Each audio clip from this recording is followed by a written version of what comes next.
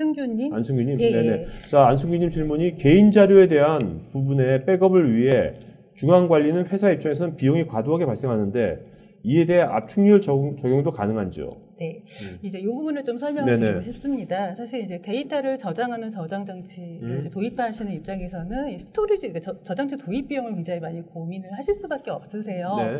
그리고 개인들 PC에 있는 데이터를 중앙으로 모이면 뭐 예를 들어 저희 PC에 요새 뭐 256, 512, 1테라짜리 디스크들 쓰시는데 그 네. 데이터가 다 중앙에 모이는 거잖아요. 그러면 이제 뭐 100명만 되더라도 100테라. 다 사야 되는 게 아니야. 이렇게 생각을 하시는데 일단 개인 자료들을 보시게 되면 사실 파일이 사실 그렇게 많지는 않습니다. 그래서 이거 중앙 집중을 하신다고 해도 생각하시는 것만큼 그렇게 많은 용량을 차지하지는 일단 않으시고요. 아까 이제 말씀드린 것처럼 개인들이 보유한 그 파일들은 굉장히 중복되는 것들이 많아요. 네네. 특히 이제 팀 내에서 사용하는 것들, 그러니까 개인의 PC에는 다 따로따로 있지만 네네. 이것들을 모으게 되면 10명이 한 팀이다. 그럼 그 10명이 동일한 파일들을 거의 대부분 들고 있다는 거죠. 네네. 예. 그것들이 모아지게 되면 이 안에서 이 파일 단위도 다 중복 제거가 됩니다. 그래서 실제로 뭐 10분의 1, 100분의 1까지도 어떻게 중복 제거되는 그런 효과가 있고요. 네. 여기에 더해서 이제 어떤 문서 파일 같은 것들도 이제 다 압축이 되기 때문에 실제로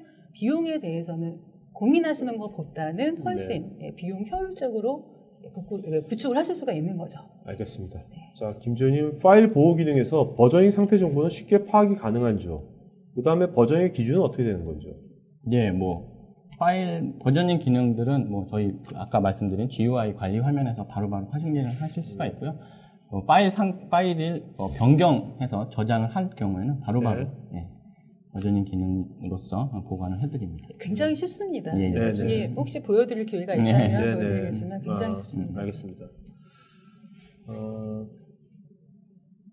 윤여영님은 이제 코멘트 주셨습니다. 랜섬웨어에 대해서는 기본적으로 개념을 달리해야 할 것 같습니다. 백업 일상화, 개인 행동 지시 확산, 그리고 도깨비 방어에는 없다. 네.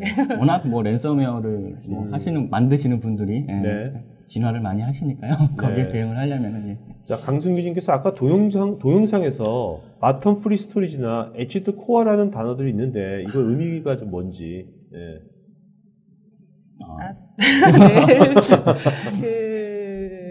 그 바텀 프리 스토리지나 엣지드 코어 같은 경우는 그러니까 정말 엣지에서부터 코어 핵심까지 저희 아까 개인 PC용 뭐 HCP 애니웨어 솔루션 같은 것부터 시작해서 정말 업무의 핵심, 중요한 데이터까지 그 모든 것을 다 커버한다는 의미로 쉽게 생각하시면 될 것 같아요. 손희원님께서 오늘 말씀하신 것이 문서 중앙화 개념하고도 일맥상통한 건지? 근데 문서 중앙화를 좀 잠깐 설명을 드리면 문서 중앙화는 보통 솔루션은 본인이 이제 어떤 시스템을 만들어주고 자기가 거기 올리게 보통 돼 있습니다. 안 올리시잖아요. 잘 안 올리시거든요. 자동으로 모아주는 거죠. 어찌됐든. 정책이 따로 없어도 중앙으로 모아주는 솔루션. 알겠습니다. 이소님, 본 스토리지는 에이전트 설치를 해야 되는 건지요? 일반 파일 서버는 다른 형식으로 작동될 것 같아가지고요. 어떻게 뭐 좀 구분을 해야 될 것 같은데요. HCP라고 하는 것은 굳이 에이전트 설치를 하실 필요는 없고요. 이건 그냥 이제 업무단에서 연동해서 사용하시면 되고 애니웨어 같은 경우는 에이전트를 설치하시거나 아니면 웹 브라우저 방식으로 사용을 하실 수 있습니다. 자, 여러분들 지금 설문조사 하시니까요. 설문에 오신 분들 저희가 추첨해서 백화점 상품 5만원짜리도 10분에서 드리고요. 또 여러 가지 또 스타벅스 기프트도 보여드리니까요. 많이 참여해주시면 좋을 것 같고요. 이동건님은 완벽한 보안은 없는 것이니까 최종적인 솔루션은 백업이 정답일까요? 솔루션이보다는 이건 백업이 기본이 돼야 되는 세상으로 가는 것 같아요. 그죠? 맞습니다. 스마트한 백업이 지금 일반 백업이 스마트한 백업이죠. 인텔리전트하고. 그런 세상이 오고 있는 것 같아요, 지금. 이분도 말씀하신 의도가 뭐 백업의 중점이 아니고 복구의 개념으로 생각을 하시는 부분이니까요. 다양한 복구 방법에 대한 솔루션을 찾으시면 될 것 같습니다. 그게 꼭 뭐 백업이 아니더라도 다른 방법을 찾으시면 됩니다. 자, 시민분님께서는요, 문서 중앙화 시스템과 차이점이 뭔지. 문서 중앙화도 개인 파일을 서버로 업로드하고 협업을 공유도 가능하고 사용자 입장에서 큰 차이가 없는 것 같은데 오늘 차이점이 무엇인지 오늘 말씀하신 거하고 문서 중앙화하고. 통상 문서 중앙화 솔루션을 도입을 하시게 되면 정책이 있고요. 그 네. 정책이 변경하면 굉장히 사용하기 힘들어하세요. 그러다 네. 보니까 이제 뭐 부서가 바뀐다거나 팀이 바뀐다거나 권한 설정이라든지 이런 것들 때문에 많이 어려움을 겪으시다가 문서 네. 분류 체계라고 하나요? 예, 그런 것들 때문에 이제 정말 중요한 데이터들 일부는 올라오지만 대부분은 그냥 자기 PC에 많이 들고 계십니다. 네네. 이런 것들을 이제 어찌됐건 이 정책 없이도 개인들의 데이터를 일단 위로 올려서 모으게 하는 네네. 효과가 있는 거고요. 그다음에 이제 이 외에도 클라우드 백업 기능이 있어요. 그래서 굳이 내가 파일을 올리지 않더라도 내 PC의 특정 폴더들을 지정을 해놓으면 네. 이것들은 그냥 실시간으로 계속 백업을 해줍니다. 아, 네네. 예, 내가 카피를 하는 게 아니고 오케이. 알아서 예, 그런 기능들이 있기 때문에 좀 편리하게 쓰실 수가 있는 그러니까 거죠. 뭔가 회사에서 기업에서 네. 문서 조화가 있으면 그거 사용하면 네. 되는 거고 그렇죠. 없는 기업도 많을 거 아닙니까? 그렇죠. 그런 기업들은 지금 있는 데이터를 이제 보호하고 보관하는 네. 그런 인프라를 잘 활용하더라도 네. 아까 말씀하신 그런 효과가 있다. 네, 그런 맞습니다. 말씀이신 거죠, 그죠? 전지훈님, 사용자들이 지금 쓰는 환경 그대로를 유지하면서 시스템 구축이 되는 것인지요? 특정 폴더를 이용하거나 어디를 들어가서 로그인하거나 등등 어디를 들어가는 것 자체를 귀찮아해서요. 네. 그게 사실 아까 말씀드린 거죠. 네네네. 예, 특정 폴더에 올려야 되는 그런 기능도 있고, 그 다음에 내가 주로 쓰는 그 경로를 그냥 지정해 놓으면 네. 알아서 백업을 하는 기능도 있습니다. 네. 노경도님은요, 사내 네트워크에 연결된 사용자가 예를 들어 USB에 들어있는 개인용 파일을 사용하다가 랜섬웨어가 감지되면 이를 전체 사용자에게 경보로 알려주고 중앙통제실에서 랜섬웨어 감지 PC만 선택적으로 차단하는 시스템이 가능할까요? 네, 이게 아까 제가 말씀드린 그 랜섬웨어 전용 솔루션 같은 거 같은데요. 네네네. 예, 이제 이거는 이제 저희보다는 네네. 이쪽 이런 좀 감지하는, 특화된 솔루션들을 사용을 하시는 게 맞을 것 이거는 같습니다. 이제 이게 감지하면 좋은 거고요. 그렇죠. 감지가 뚫리더라도 아까 버저닝이라든지 그렇죠. 뭐 원칙 정책을 세우면 네. 되는 거죠, 그죠? 네. 네.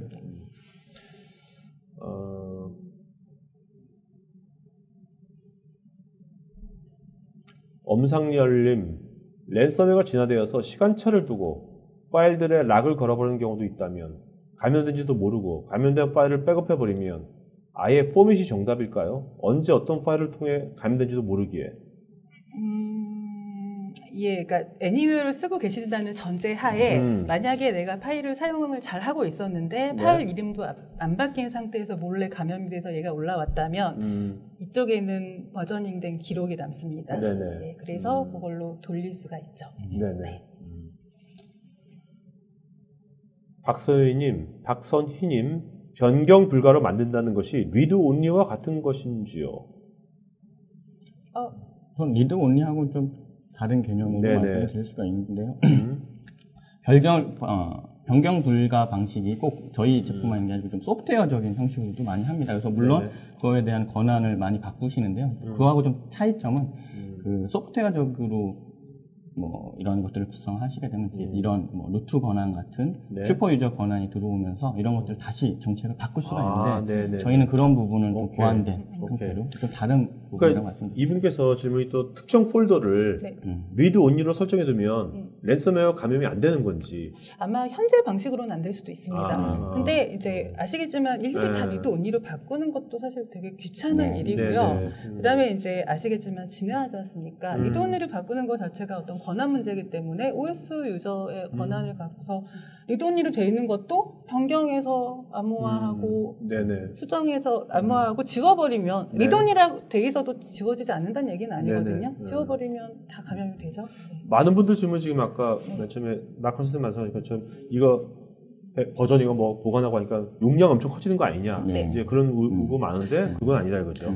예, 그리고 이제 아마 질문은 버저닝을 해서 용량이 커져야 되는 비용 문제 얘기를 하시는데 제가 아까 뭐라고 말씀드렸냐면 백업을 받는 대신에 아마 버저닝이 더 효율적일 거다 이렇게 말씀을 드렸어요. 네네. 이게 뭐냐면 백업을 받을 때는 당연히 백업을 받아야 되니까 이 원본만큼 동일한 공간 네네. 혹은 이제 뭐 저희가 시점 백업을 받으면 그 시점 변경된 부분만큼 보관하는 그런 것들이 필요합니다.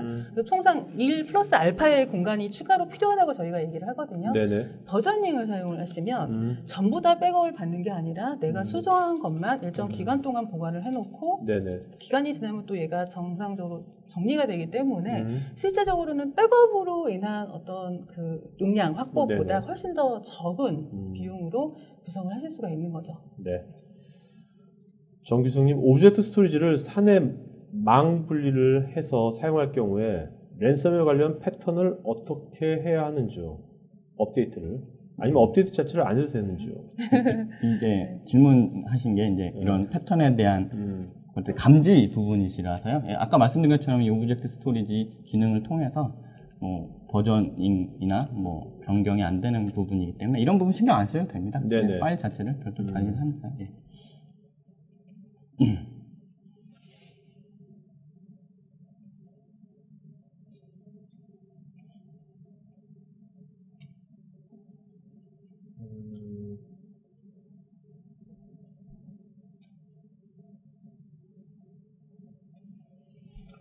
김수열님, 모든 업무 PC에 VDI 구축이 되어 있는 경우 일자별로 백업본을 가지고 원하는 날짜로 복구하는 게 가능하지 않는지요? 예, 가능할 수도 있죠. 예, 그래서 네. 아까 말씀드린 것처럼 이제 이런 모든 시스템들이 사실 시점 백업을 하세요. 뭐 스냅샷이나 뭐 VDI 자체 솔루션을 백업을 하시는데 보통은 하루 전으로 돌아가시거나 그 네. 백업 시점으로 돌아가셔야 되죠. 그리고 개인이 돌아가는 게 아니라 통상은 전체가 다 많이 돌아갑니다. 네. 그러니까 100명 중에 1명이 감염이 됐다고 해서 시스템 100명 데이터를 다 하루 전으로 돌려야 되는 상황이 발생을 하실 수도 있고요. 그거는 이제 운영 정책에 따라 조금씩 다를 수는 있겠지만, 네네. 네, 다른 부분들이 있죠. 자, 김홍주님은 백업을 해두고 랜섬웨어 감염되어 복원을 해야 한다면 각 직원들이 손쉽게 복원할 수 있는지 궁금합니다. 네, 애니웨어 같은 경우는 쉽게 본인이 알아서 네네. 적용하실 수 있습니다.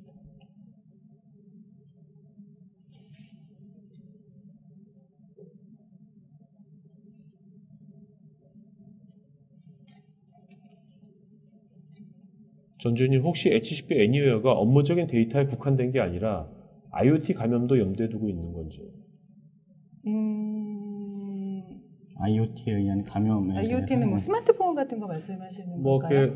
요새 뭐 IoT니까 사물 인터넷이니까 네, 실제 장비 같은 것들 일반 그렇죠, 네, 장비 그런 같은 것들도 거. 나중에 뭐 염두에 두고 계신지. 네, 뭐 저희 그 애니웨어 같은 경우도 모바일 앱을 저희가 공식적으로 지원을 하고 있어서 네네. 그 부분에 대해서도 파일들이 뭐 변경이나 위조가 됐을 경우 서버 쪽에서 이렇게 버전이 기능으로서 다 지원을 해드리고 있습니다. 네.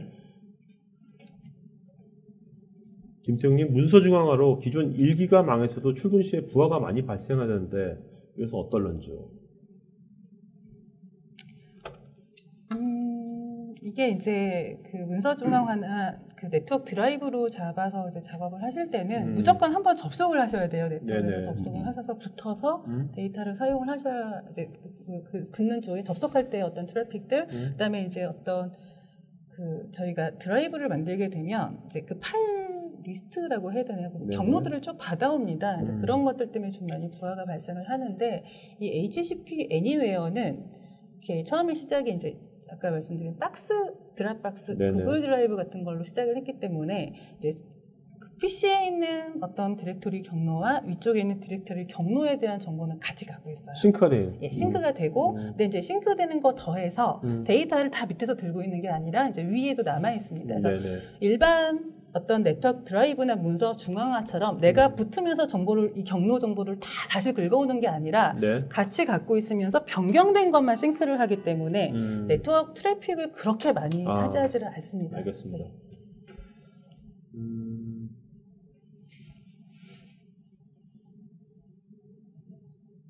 지정호님, HCP 애니웨어 시스템 도입 시에 컴퓨터 내에 하드웨어 조건이 있을까요? 뭐 파티션 분리 등. 네, 없습니다. 네. 그 다음에 김태형님께서 HCP 애니웨어는 협업 지원, 동시 편집 기능도 지원하는지요? 그리고 백업 스케줄을 사용자가 설정 가능한지요? 네, 지원하고 있습니다. 네. 간단하게 말씀드리면 일단 협업은 가능하고 백업 스케줄은 이제 본인이 대시보드 창에서 설정을 하시면 됩니다.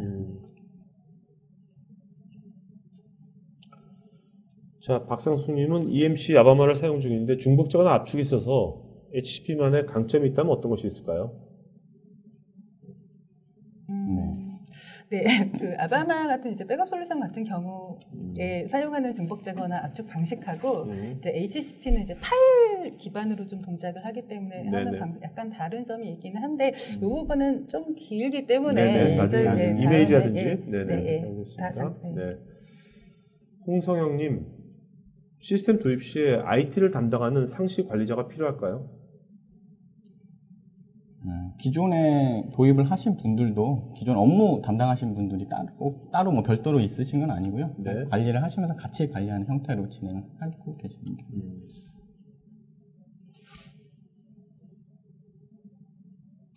김민섭님, 개인 PC의 경우에는 업무 자료와 개인 자료가 혼재되어 있는데 개인적인 자료까지 솔루션을 이용해서 관리하기에는 무리가 있을 것 같은데 업무용 자료만을 관리할 수 있도록 정책 설정이 가능할까요? 이제 뭐 기본적으로 뭐 폴더 단위로도 구별해서 하실 수도 있고요. 아니면 그 파일 자체 형식에 맞춰서도 선택하셔서 공유를 하실 수가 있습니다. 네.